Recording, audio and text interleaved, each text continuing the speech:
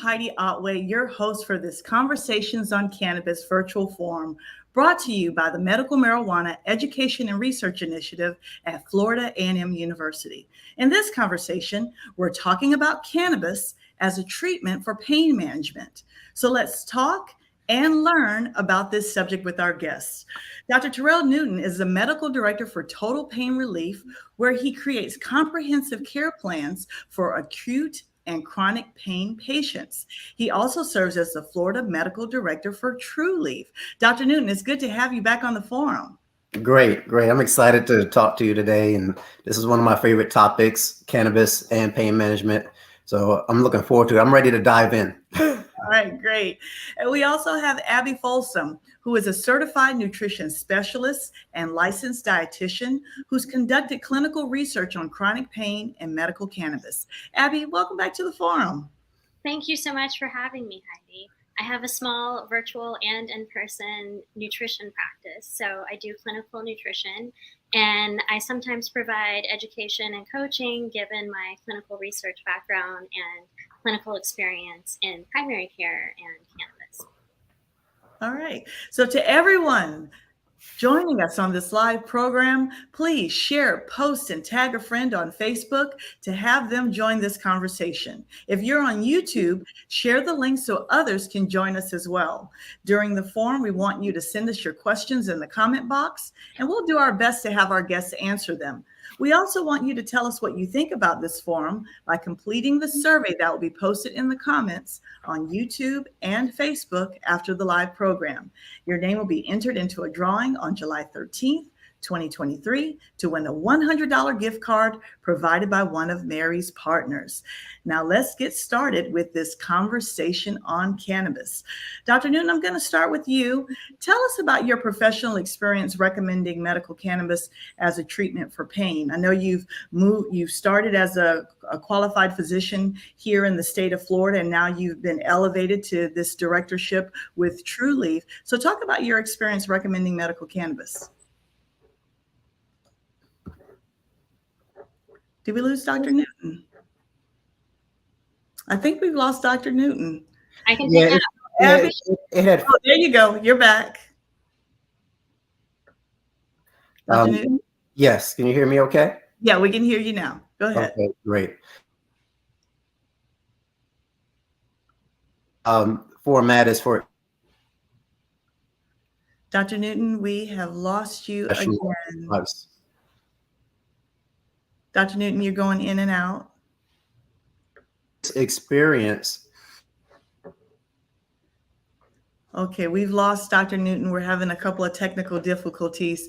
So while our technical team, Dr. Newton, you're there now? Yes. Okay. Yes. All right, you're going in and out. So let's start all over again. Tell us about your experience with pain management and recommending cannabis. No, we lost him again. Recommended. No. In Vermont. Unfortunately, Dr. Newton, you are going in and out. We have lost you. So I think you're going to have to restart your computer and join us back again, sir. Thank you. All right. So Abby, we're going to take it away. Tell us about your professional experience recommending medical cannabis as a treatment for pain. And I know you're not a qualified physician, but I do know in your practice when it comes to nutrition and cannabis use, you do counsel your patients. So tell us a little bit about that. Well, I came by it honestly working for Dr. John Ness in his primary care clinic. And his population is of all ages, some of them a bit older. And because I have disabilities, they were comfortable disclosing their pain, their medical cannabis use. And a lot of times the patients within my wheelhouse come to me for GI discomfort associated with long-term opioid use that can cause constipation.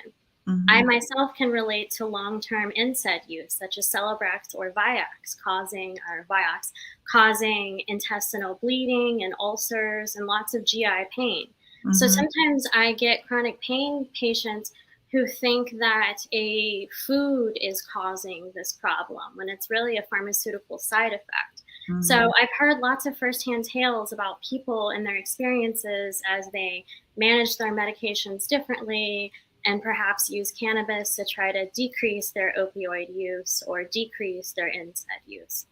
And then I went on to work for a clinical psychologist, Dr. Nikki Ennis at FSU College of Medicine, and helped her implemented some clinical cannabis research and did chronic pain research for her.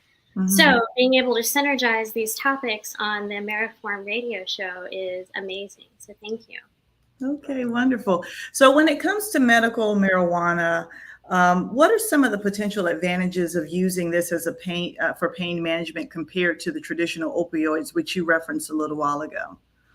Well, the opioids cause increased dependency with decreased efficacy. Mm-hmm. So long-term opioid dependency is associated with chronic constipation, painful GI, and in conjunction with the NSAID use, that's associated with reflux and side effects from ulcers and intestinal bleeding. Mm-hmm. Steroids are also commonly used for chronic pain, which in terms of bone degeneration, that can increase the cascade. So osteoporotic or osteoarthritis patients, depending on steroid injections, could actually exacerbate their bone metabolism long-term.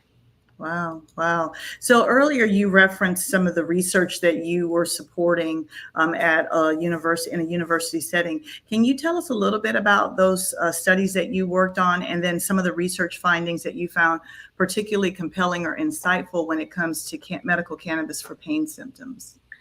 I am a fan of the Journal of Cannabis and Cannabinoid Research, published by Mary Ann Liebert Incorporated. Mm-hmm. So you can find that as an open access journal, and I generally trust the articles coming out of there. The other products that I like to think about or take a look at are ones that are evidence-based. So Charlotte's Web is a heavily researched company. The Tikkun Olam products that Vitacan license is a heavily researched company, and that comes from Israel, one of the first countries to really dominate the medical cannabis research space. Okay. Australia is another highly published medical cannabis research space. Okay. And what we'll do is we will actually share the links that you provided to our guests who are watching this live program. And just for those who are watching, we're working to bring Dr. Newton back. But until then, we're going to continue this conversation on cannabis with Abby. Abby, it's so good to have you on the show. So tell us a little bit about some of the important considerations and precautions that patients and consumers should be aware of when they're thinking about using cannabis for pain management. Well, I want to talk about a high-fat diet and how that may impact cannabis use. Okay. So the Western diet is notoriously high in N6 fatty acids. So we want to focus on omega-3 or N3 fatty acids, which notoriously the Mediterranean diet is high in. So I would actually recommend the Mediterranean diet, a diet high in N3 omega fatty acids to support the endocannabinoid system. Mm-hmm. So there's some evidence to suggest that a westernized diet high in N6 can lead to a cannabinoid deficiency, insufficiency, and then the rest of the that act on the inflammatory cascade of leukotriene synthesis. Mm-hmm. So we want to focus on the eicosanoid metabolism of downregulating inflammation through polyphenols and phytonutrients such as cannabis. Yeah. Dr. Newton, we got you back. Yeah. Well, what you might could do is block my camera if it goes out again. Maybe it's something. Yeah, we lost your audio as well. So Thank you for coming back. Abby was just talking about some of the nutritional factors that folks should be thinking about when it comes to considering medical cannabis. So I'm going to bring you back into the conversation and have you tell us a little bit about your experience recommending cannabis as a medical treatment for those who have pain conditions. Absolutely. Yeah, it's fairly extensive for a number of years here in Florida. And when we first licensed the dispensaries here, I had the pleasure of taking tours and being involved in different events for the first 5 licensed dispensaries. And it was just a wonderful experience, connecting with other physicians and speaking at conferences, which I continue to this day. But then also in Vermont. So in Vermont, they have medical cannabis available there for any condition that the provider deemed medically necessary. So it gives you a lot of flexibility in terms of giving your recommendations. And I think it's been very tremendous here in Florida, where we have almost 1 million patients now that has access to the medication. And as we have these different awareness months coming up, we should also, just remind physicians and remind patients that this is an option. So for this month is PTSD Awareness Month. And so cannabis is wonderful for a lot of patients for PTSD. And we have next month being National Minority Mental Health Awareness Month. So there's so many different opportunities to apply the education of the medicine, and then also to connect with physicians, nurses, and patients, nutritionists on so many different levels. Yeah, I want to touch on that. You mentioned the PTSD, and we're talking about pain management. So what are the pain symptoms that someone with PTSD would experience, and how would medical cannabis help them? So yeah, one thing to understand is that pain is an unpleasant sensory and emotional experience. So even within the pain pathways, as the signal comes up into our brain, it goes to those emotional pathways. It goes to the areas where we sense and where we can understand that, okay, this is a painful sensation. So burning, stabbing, shooting, but with it also going to the emotional centers, we can interrupt those pathways. So one thing you see with traumatic injuries is where patients may have nightmares about the injury. You see patients become anxious, become depressed because they can't function the way they could prior to an injury. So PTSD has a lot of overlap with pain, with them both being emotional experiences.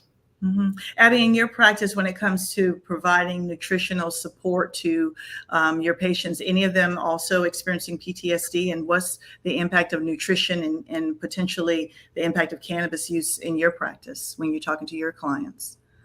The neurobiology suggests that presynaptic cannabinoid 1 receptors in the accumbens are uncoupled in N3 fatty acid deficiency. So the nutritional psychiatry components are impaired emotional and mood responses, increased anxiety, depression, because the synaptic function is dependent on essential fatty acids that we cannot synthesize. So, kind of alluding to the theory of cannabinoid deficiency, perhaps N3 omega fatty acid deficiency. These are synergistic into how well our eicosanoid metabolism and leukotriene synthesis functions. Another way to say that is we have healthy fats in our body, and the endocannabinoid system is focused on homeostasis.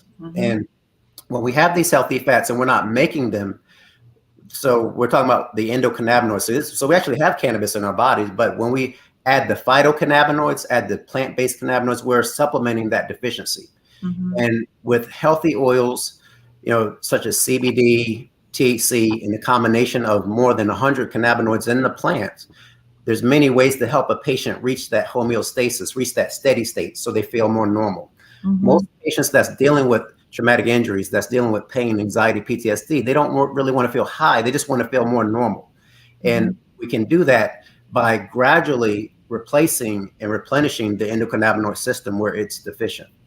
So does the endocannabinoid system have a role when it comes to a person experiencing pain? Oh yes, 100%. So there's actually several ways. One is some patients are deficient in their body's cannabis. This is seen in fibromyalgia. This is seen in migraines. This is seen in IBS. So IBS is irritable bowel syndrome. That's where you have alternating diarrhea and constipation. A lot of painful conditions are based off of inflammation. So that's things like IBD. So IBD is like inflammatory bowel disease. That's Crohn's, that's ulcerative colitis. Also, traumatic injuries are associated with inflammation. So the cannabis medicine is working different ways depending on the condition. In some situations, it's replacing what the body is deficient in. In other ways, it's reducing inflammation in the body.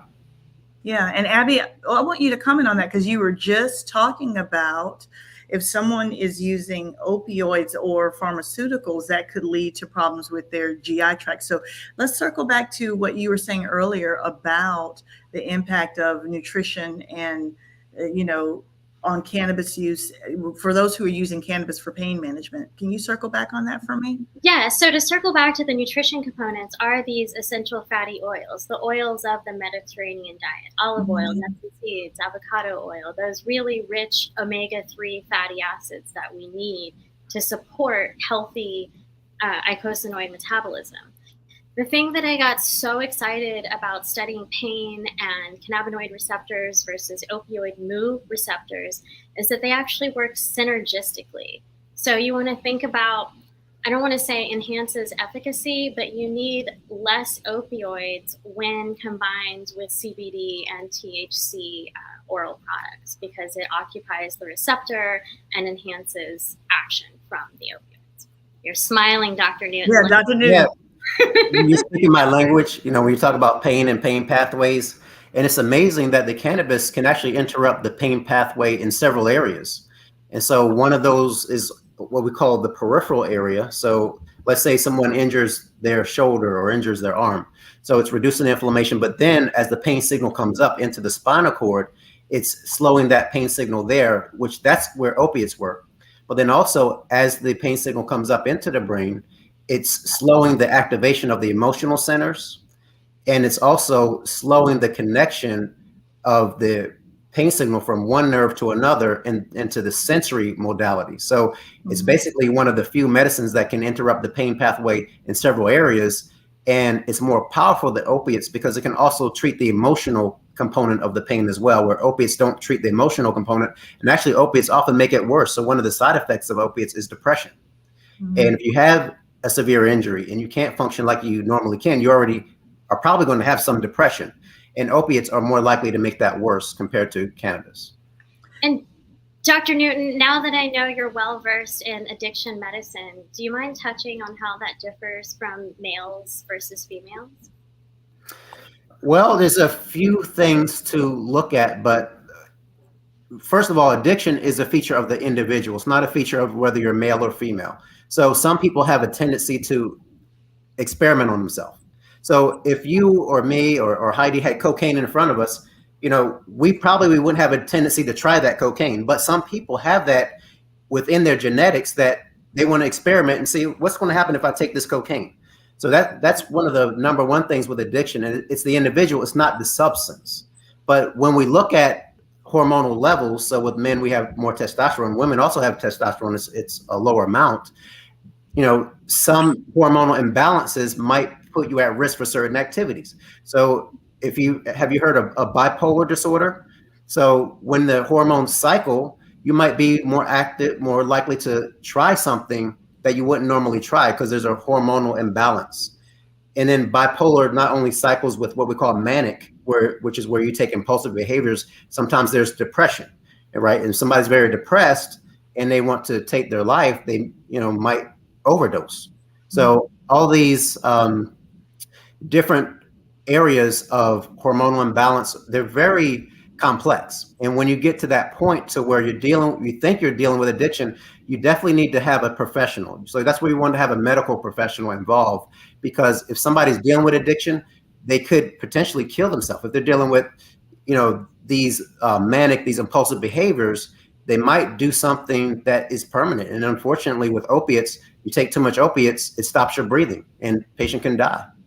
So on that note, nutrition and lifestyle medicine has always been my favorite harm reduction tool, which I think brings us back to cannabis being an alternative. Yeah. So I want to follow up. Yeah, go ahead, Dr. Newton. I was going to say, when we think of like different approaches to medicine, one is called complementary. And so we can have the traditional and the holistic at the same time. If someone is actually dealing with addiction, I think they should be guided, nutrition number one, right? So the first physician, Hippocrates said, let thy food be thy medicine. I agree, that's 100%. But if someone is dealing with a situation where they feel overwhelmed, where they're thinking about hurting themselves, where they're doing these harmful behaviors, being addicted to alcohol, if they stop in the wrong way, it could cause a worse problem. So for example, somebody's dealing with alcohol and they drinking a case of beer a day, and they quit cold turkey, they might have a seizure, an alcohol withdrawal seizure. It's called delirium tremens. So when you're dealing with addiction, it's very complex, and it should be a network, right? So it should be a network. Your physician, your nutritionist, your counselor, your support systems, your family. So, one way to approach it is not enough. When you're dealing with addiction, you need a teamwork. You need a teamwork to reach that level of success, and you need follow-up, and you need a consistent plan, a consistent program. And there is evidence to suggest that CBD and THC helps with the cravings and withdrawal symptoms when used clinically. Not readily accessible for those who are outpatient attempting to do this on their own. So emphasis on what Dr. Newton says about an interdisciplinary team. Yeah. So let's go back to pain. Let's talk about pain a little bit more. And I want to think about, so we're talking about folks who are considering cannabis use, considering cannabis for their pain management. And so for those who are considering it, what are the precautions, or what should they be aware of when it comes to using cannabis for pain management? Well, let's talk about oral bioavailability being low. So the first pass through the liver, hepatic metabolism, not a lot gets activated. It's not until the second or third pass through the liver that one might start to feel the oral bioavailability of the cannabis that they consumed. And that can take hours, 2 to 4 hours to activate that. So do you have thoughts on that, Dr. Newton? Well, one thing with pain is first, what is the goal and what is the diagnosis? Because there's so many different causes of pain. Mm-hmm. And, if you think about, let's divide it into 4 categories that you would discuss with your recommending physician. 1, what is the goal and what is your medical history? Mm-hmm. Number 2, what are your allergies and what are you sensitive to? Number 3, what are the current medications and supplements you're taking? And then number 4, what is your previous experience with cannabis? So let's say, you have a patient that wants to take cannabis for migraines, and they've taken it before and done very well with CBD products. So that might be a shorter conversation with your doctor. If you're treating migraines, you already had something that worked, it's basically just continuing your program. But if you have pain from a spinal cord injury, then you might also have PTSD from that spinal cord injury. So then that might be a much more complex conversation with your physician. So the great thing about cannabis is you can coordinate what I call monopharmacy, right? So with traditional medicine, there's polypharmacy. So it's one medicine for your pain, one medicine for your sleep, one medicine for your anxiety. But you can have cannabis treat all of those things. Mm. And that's where you and your physician can have an open dialogue, and you all can talk about your goals for your treatment. So you might say, well, I want something to help at night. And so that your physician and you might decide on one type of cannabis for pain at night and for sleep. You might have a different type of cannabis that you take that might have a different potency, right? A different strength where you can function in the daytime. So if you're dealing with spasms and nausea in the daytime, you might have a different type of cannabis for that. And then let's say in the midday, as you're getting later in the day, you're getting more fatigued and dealing with pain, then you might have a third type of cannabis for fatigue and pain in the midday when you're trying to, maintain your level of function. So that's the wonderful thing about the versatility of cannabis, is that you can take different types of cannabis for different situations. And whether you're dealing with something as a headache or dealing with a spinal cord injury and anything in between, cannabis has the potential to help almost all types of patients dealing with pain issues. Yeah. Abby, did you want to add to that? I think he said it best, to be quite honest. So I want to talk about dosing, because, one of the things that we hear when we're doing this program, we have folks, asking, how much do I take? And Dr. Newton, you just kind of touched on that, where you said you could take different ones or, at different times for different symptoms. So can we talk a little bit about dosing? Yeah, one thing I would like to see is more conversations on potencies. I think we did a wonderful job of talking about CBD and THC. But when we think about potency, let's say we have, for example, a bottle, right? A 30 ml bottle with 300 milligrams. If that bottle is CBD only, that's going to have a different potency than if it's THC. Right. So CBD is going to be more what we call weak. So that's going to be more like acetaminophen, more like, ibuprofen.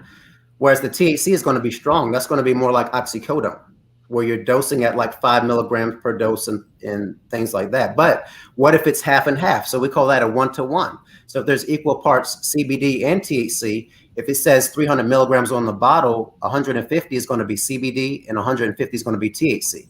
So we could have different potencies. And so when you're discussing starting cannabis, it's always important to start low and go slow. You know, whether you're talking about CBD, whether you're talking about a 1-to-1, or whether you're talking about THC only. And that's one of the great things about cannabis is that you can't overdose on it, meaning that it's not going to suppress your breathing because there's no what we call receptors in the brainstem. Whereas with muscle relaxants, that can suppress your breathing.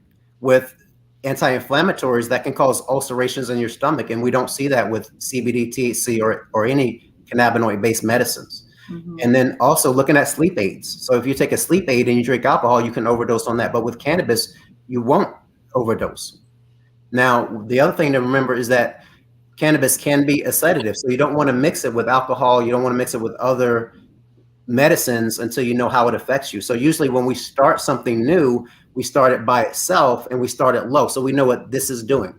So let's say a patient, you know, if they get a recommendation for a muscle relaxant and for CBD, in general, they would start one at a time to know how that affects them rather than starting both simultaneously. Yeah. Abby, what about the nutritional aspects of consuming cannabis for pain and then what you eat?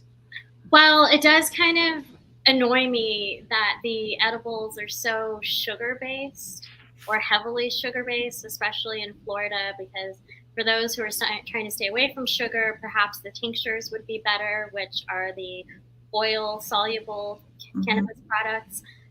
You can certainly add that to your food, your regular meals, as long as it's not flavored. What do you think, Dr. Newton? Well, I think the great thing is that, you know, there's more awareness about what's going on with diabetes, and it's really overtaken our country. And, you know, with it increasing in the United States, there are a lot of products that are available that are sugar-free.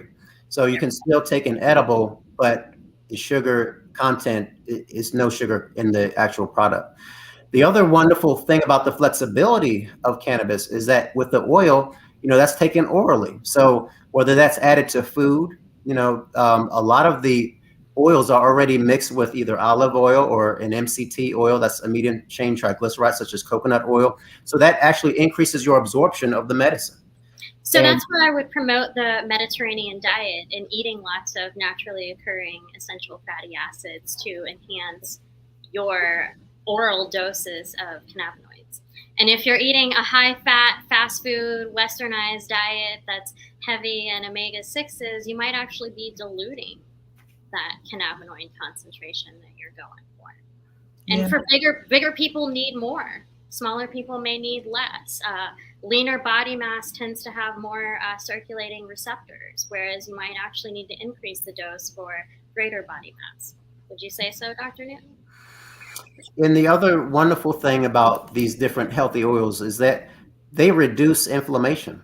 And so traditionally, we might think that all oils are bad, but that's not true. There's actually, it's shown that there's many oils that reduce inflammation and that they're healthy for our bodies. And I think, as Abby mentioned, you know, getting that balance, your omega-3, omega-6 balance is very important. That's why it's great to be followed by a nutritionist. So that way you make sure that you're not getting too much of one type or not enough of one type.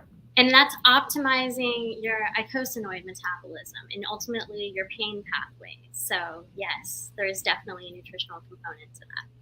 Yeah, we got a question from someone who sent a question in before the program, and her question was about what strains, how does that impact someone who is looking to use cannabis for pain management? And Dr. Newton, is there a diagnosis associated? Because pain is such a broad thing. It can be from strand. So, but you know, the main thing with looking at cannabis is a certificate of lab analysis to confirm what is actually in the medicine. So when you're evaluating the different types of medicine, the certificate of lab analysis tells you what's actually in the bottle. Yeah. And so there's one degree of knowledge you get from just looking at the bottle, and that's actually what it's labeled as. And the good thing about Florida is that all the products are tested, and so it's highly regulated, as regulated as a pharmacy. And so when you have that bottle and it says 300 milligrams of CBD, that's actually what's tested by a third party and actually what's in there. Now, when you talk about strains, there are some different categories. Some of those categories can be indica and sativa, where indica is more of a relaxing type of cannabis and sativa is more of uplifting. You can have hybrid that is in between. And when you're looking at a particular name of a product, the most accurate information is going to be on the certificate rather than what is the name itself of the product. Right. Which is, yeah, go ahead, Dr. Abby. Go ahead, Abby. One of the reasons I'm a fan of how transparent the Tikkun Olam products are at VitaCann is not only are they evidence-based and backed by research in Israel, you can read that certificate of analysis and know what it says is what you're getting at our authorized dispensaries. That's true for every dispensary that's licensed in Florida. The products have to be labeled. And, as far as looking at, research, that's the wonderful thing as well. There's a lot more research. There's literally an exponential increase in research on cannabis because now we have about 40 states that has it legal for medical use. There's research that's done overseas, but there's even more increase in research that's done in the United States. So we have a question that just came in from a viewer on YouTube. Let's pull it up. He says, or I don't know the gender, but if you are taking questions, I would like to ask one.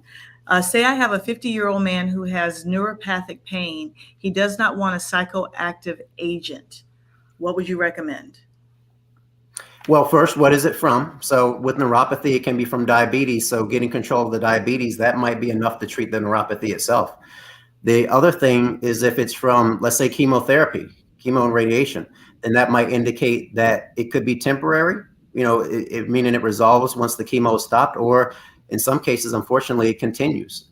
Treating the underlying cause, I would say, is the number one thing to discuss with your physician. Now, if you're talking about looking at cannabis in general, you would want to start with a high CBD, low THC product because THC is psychoactive, whereas CBD is not.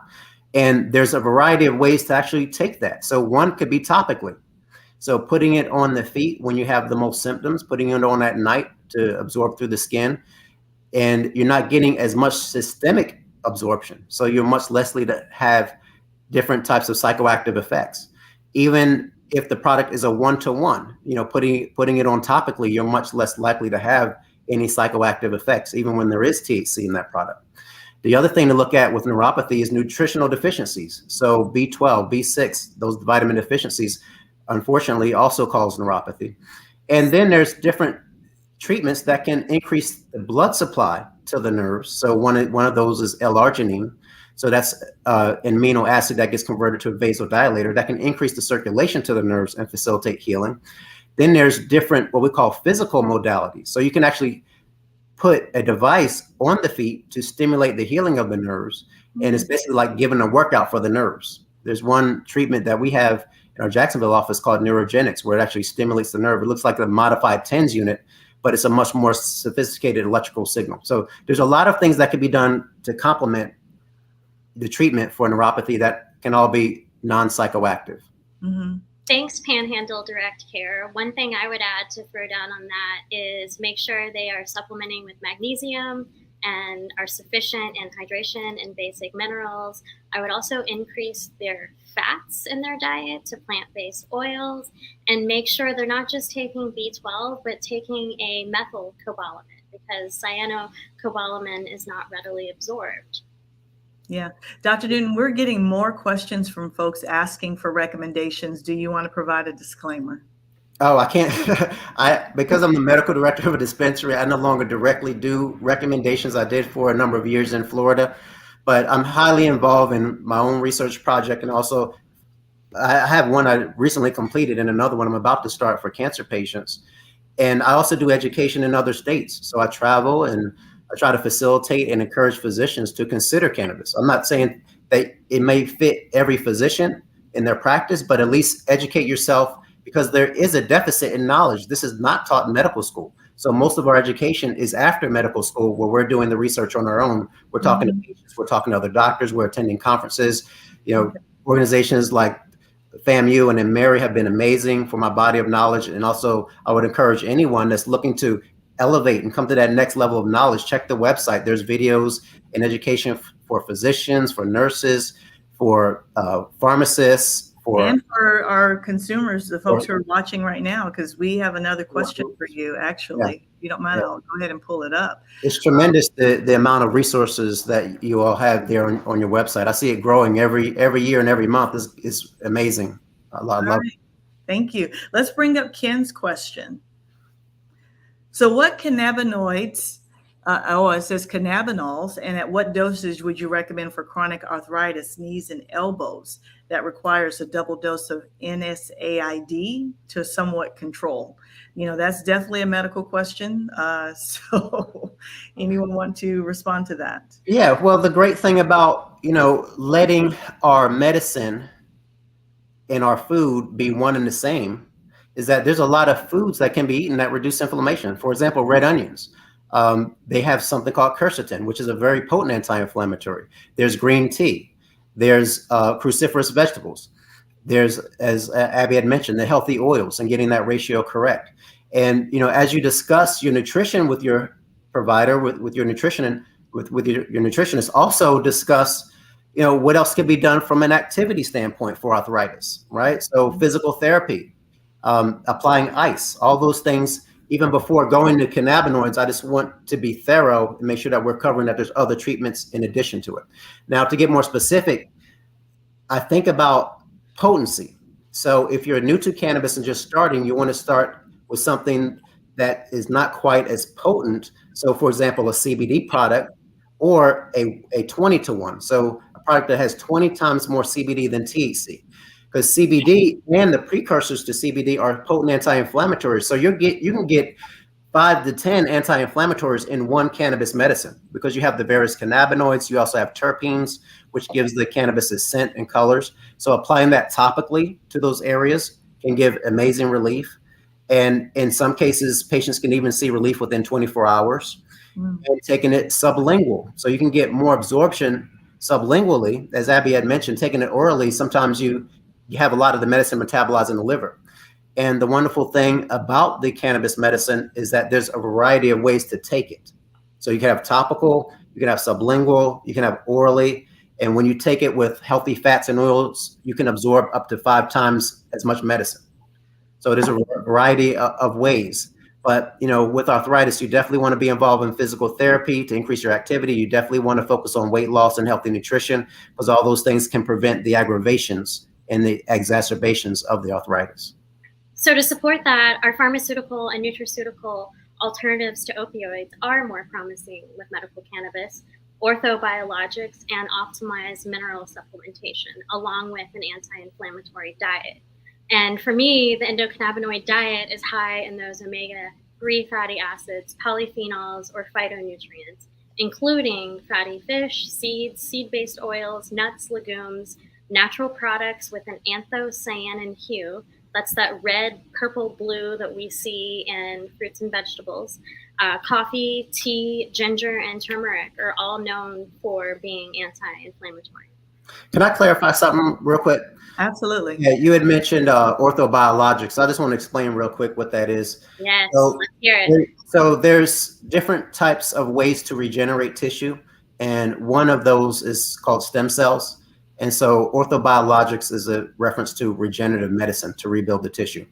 There are stem cells that can be taken from the patient's own body and injected into the injured area. There's also something called PRP, platelet-rich plasma, where you can take a sample of the patient's blood, concentrate the growth factors, and then inject it into that area to stimulate healing. And I can't say one of these is better than the other. This is what we're talking about when we say a whole picture or holistic approach, is using orthobiologics and an optimized diet, optimized mineral supplementation, along with medical cannabis. Am I right, Dr. Newton? I think the combination gives you a new type of entourage effect. So cannabis by itself has an entourage effect, but then also increasing your nutrition, focusing on weight loss, meditation, reduce your stress hormones. All of this can combine and be an additive, even a more than additive effect. That was so good. So I want to give you all an opportunity to kind of like give like some closing comments when it comes to those who are considering using medical cannabis for their pain management. And we will also want to encourage people to go to the Florida Department of Health Office of Medical Marijuana Use to learn, if you're based in Florida, how to legally obtain a medical marijuana card. And from the conversation we're having today, a lot of the symptoms, the qualifying conditions for a legal card, we've kind of touched on those today. So we definitely want to encourage people to definitely visit that website to learn how they could obtain a legal medical marijuana use card here in Florida.